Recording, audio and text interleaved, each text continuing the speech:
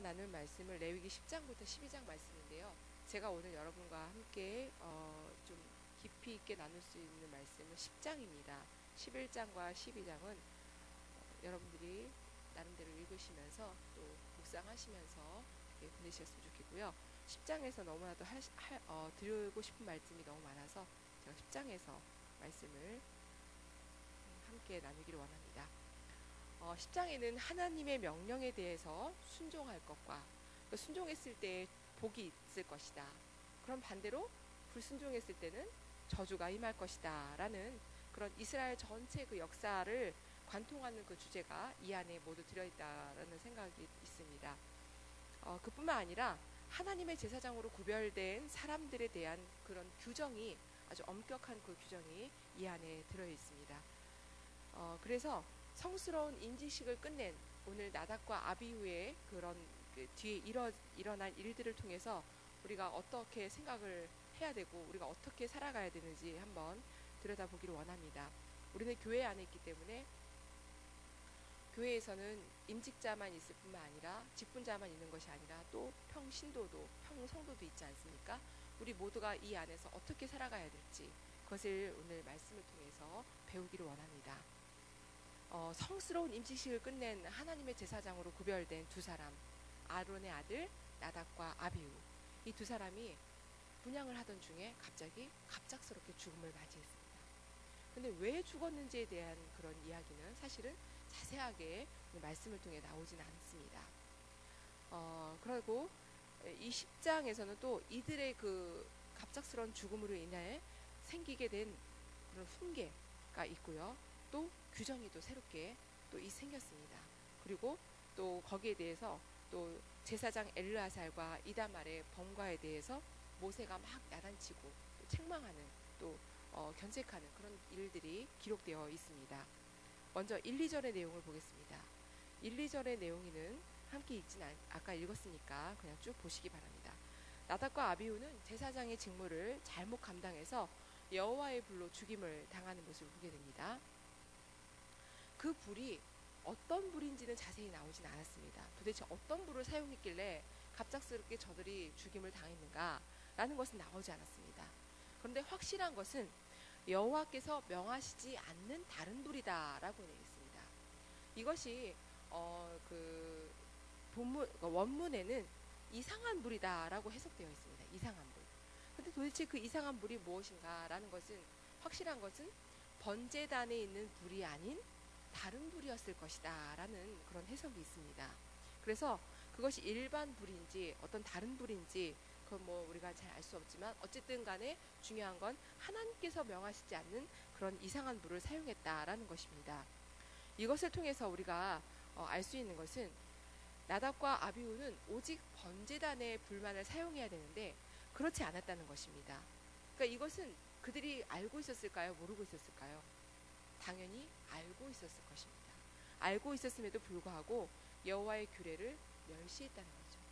근데 이들이 멸시한 것은 그냥 그들이 멸시하고 싶어서 멸시한 것이 아니라 뭔가 실수가 있었을 것이라는 거죠. 그 실수 안에는 하나님에 대한 경외감이, 하나님에 대한 어떤 그 두려운 마음이 없는 가운데 진행되었다는 것입니다. 그것은 분명 하나님에 대한 불순종이 분명합니다. 6절입니다. 6절을 보면은 가슴을 찢거나 애도하지 말라고 이야기하고 있습니다. 누구한테요? 그의 그 아들들이 죽은 그 아론과 아론의 가족들에게 그렇게 하지 말라고 했습니다. 고대 근동 지역에서 극도의 슬픔을 나타낼 때는 머리를 풀어 헤치거나 막 가슴을 찢어서 막 이렇게 우는 그런 풍습이 있었습니다. 그러나 여호와를 섬기기 위해서 특별히 선별된 제사장의 경우는 인간적인 슬픔을 표시하기 위해서 똑같이 머리를 풀어 헤치거나 그 가슴을 갈기하게 찢는 그런 행위를 중단하게 합니다. 하지 못하게 합니다. 그것은 이런 명령을 어기는 것은 하나님의 계명을 가볍게 여기는 그런 범죄로 나타나게 됩니다. 이것은 왜 그러냐면 이렇게 했다는 것은 가족들이 한 거잖아요. 가족들이 한 건데 이것을 어겼다는 것은 너희들이 하나님보다 너희 가족을 더 사랑하는구나 라는 그런 의미로 받아들여진다는 것이죠. 그래서 하나님의 종들은 하나님보다 더 사랑하는 것들이 있으면 하나님이 거기에 대해서 분노하신다는 것입니다. 그거 굉장히 무서운 거죠.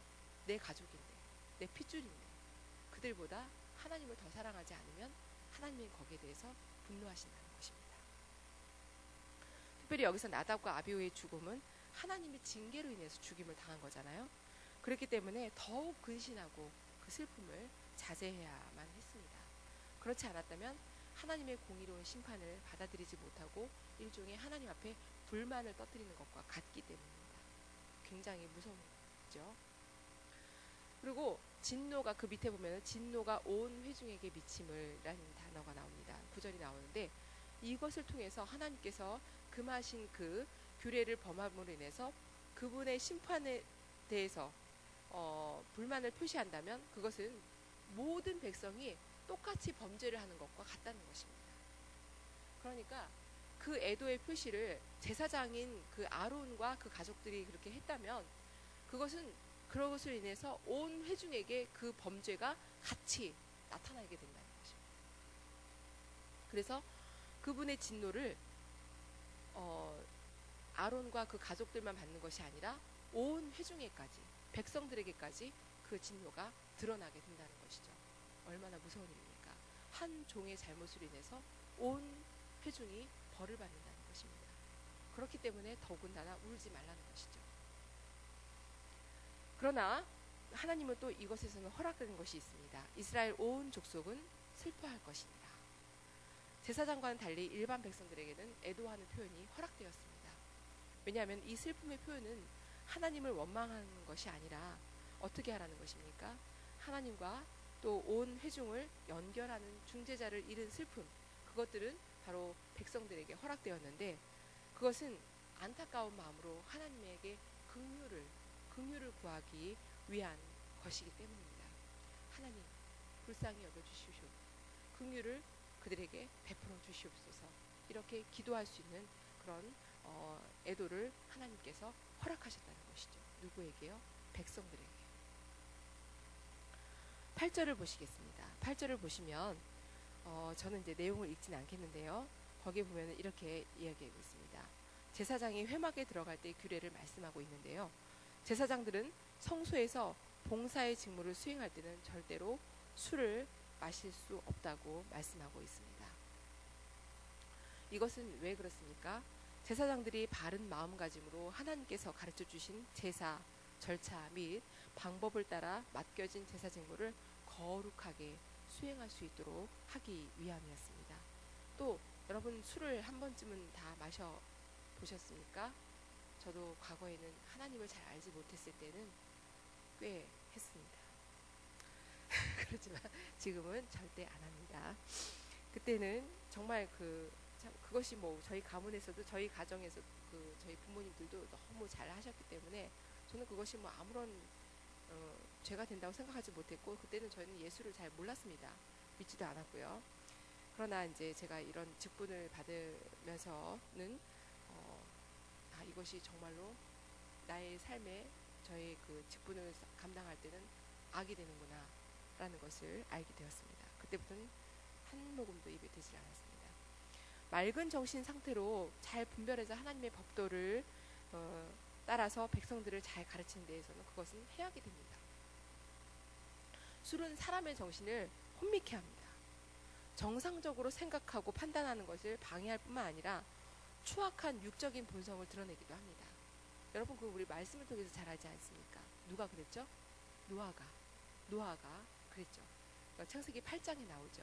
노아가 그렇게 혼미케 됨으로 인해서 모든 옷을 다 벗어 버리고 그런 모든 그 육체의 그것을 드러냄으로 인해서 그 아들에게도 죄를 범하게 했던 그런 사실을 우리가 너무나도 잘 알고 있지 않습니까?